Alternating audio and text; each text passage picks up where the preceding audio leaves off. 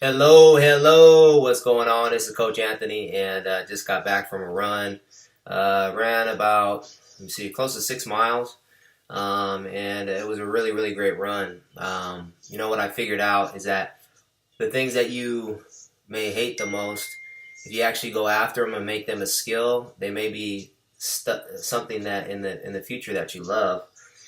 And I really hated running for a long time, but now there's a peace with running that comes. And when I take the time and motivate myself to set goals for running, whether it's a mile, 2, 6 miles, 12, 13 miles, whatever, 24 miles, 26 miles, I figure out that the most inspired work happens at that time where I can actively imagine seeing myself winning in my goals, seeing myself progressively go forward. There's been so many projects that I've done that have came out in my running. And you talk about peace. Wow. It's very powerful. The places where we can find peace and just being out there, seeing God's creation and the nature and it's just beautiful. So real quick, once again, this is for success-minded people, mind, body, and soul. So, I'm glad you're here, right? Welcome. And make sure you click on the link below after this if you're interested in more. But real quickly, I want to talk about cliches. And, my mom, she played a major role in my life. My mom, just a spectacular, amazing, phenomenal woman. And I always speak about my mom like this because it was really true. And I'm not the only one that felt that way. I mean, there was so many people that I know that, and I don't know because they get back with me on Facebook or I see them in the street and they'll tell me how amazing my mom was. And so it definitely tells me, that, what I'm saying is truth. And even if they didn't, it wouldn't really matter to me. Because I saw my mom through my eyes, but it is cool to see that others did respect her and did do fully affirm that she was an angel on earth. And my mom would always say that cliches, and cliches have a lot of wisdom. And now I know why my mom. I see a lot of things that have happened in my life that she was doing purposely, and she knew that it would come back into my life at some point, and that through the things that I've gone through in my life, that these cliches would now drive me to live in my dream, live my dreams. And so she would say cliches like "face your fears," or she would say cliches such as "it takes a village."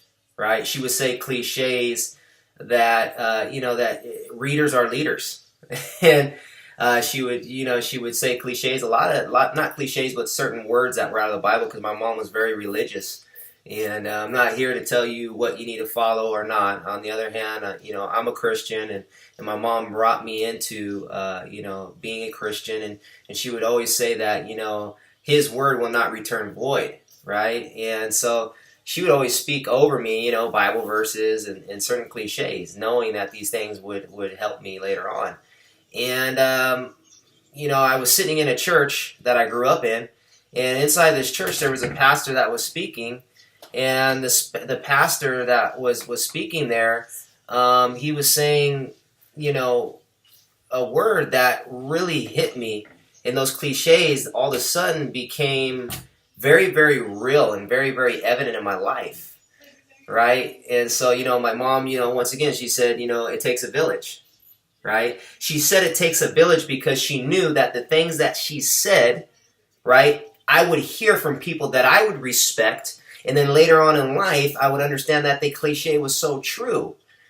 And almost everything that she said came true in my life. It was very powerful that it did take a village.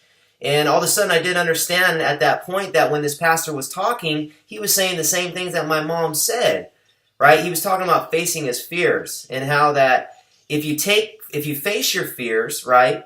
I heard a coach of mine that's a mentor. He always tells me take massive action, massive imperfect action toward your fear, and it will promote you, not demote you. It will promote you if you don't give up, right? And so this pastor was talking about how he was taking massive action. And he said that at a young age, he used to have a fear. So it was called social. It's called social anxiety, where he would speak to one person, let alone two or three, and he would be crippled.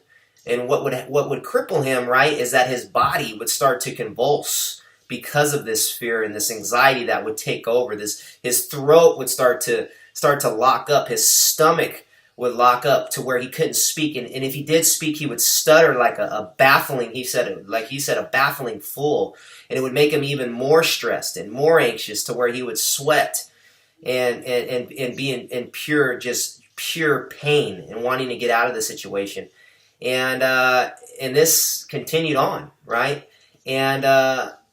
But it also dawned on me that at that time he was taking massive action in the fear that crippled him, right? So my mom said, face your fears, right? So he was doing that. And my mom also always said, as she always say, Anthony, all it takes is one person that you need to touch, right? And that's really helped me, because one of my fears definitely has been, speaking in front of people. And the reason why I say that is because it's my fear. I want you to mirror what your fear is, and I want you to really, you don't get anything out of this video, take massive action towards your fear because it will promote you. That's it. Now I'm going to finish. So with this fear and understanding that my mom would tell me, hey, Anthony, all it takes is one, right? It becomes very almost easy sometimes, not all the time, but easy sometimes for me to say yes to speaking in front of a group. Whether it's a group, I've been in front of groups now, in front of groups as small as 2 to groups as big as 300 to 400, right? And the bigger the better to me because it ups the statistics of what I'm going to say is going to touch that one person, right? And that one person that was in that crowd where that pastor was taking massive action in his fear was me, and he was speaking to a crowd of 1,000 people. So he was actively facing that fear of social anxiety where he could only really speak in front of 1 or 2, where he would be crippled all the way to where his throat would be locked up and his stomach would convulse and he would be stuttering, to now speaking in front of 1,000 people. And he's done it so much now where he has spoke on radio stations. He has spoke on the live news plenty of times. He has been promoted as the best speaker and graduated in the college through communications, and has spoken in his lifetime to hundreds of thousands, and that's a very humble number, probably millions, right? And this person that I'm talking about, he would still even tell you that he has that same fear sometimes still, where it makes him stutter, and it makes him convulse before he comes out on the stage. But he has become comfortable in facing his fear, okay?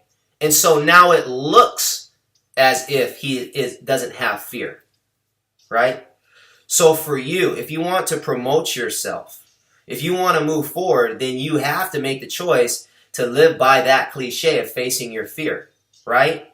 And to live by a cliche, live by a motto, right? That pushes you forward, that takes you to a point to where you feel crippled. And now it's no longer you. It's something else that is moving through you that gives you the power to face that fear. So if you want to promote, do it. If you don't, if you want to continue to fail backward and fail retreating, then you'll never really get anywhere. But if you take massive action towards a direction where you're fearful, right? You will promote and fail forward. I would rather fail forward dying, because we're all going to die. You, me, it's just happening. Physically, we're going to be dead, right? So I'd rather fail forward than fail retreating. So it's up to you. You have a great night. That this works is using your imagination, right? But using it on purpose. So many of us, we use our imagination as adults for worry because it's not on purpose.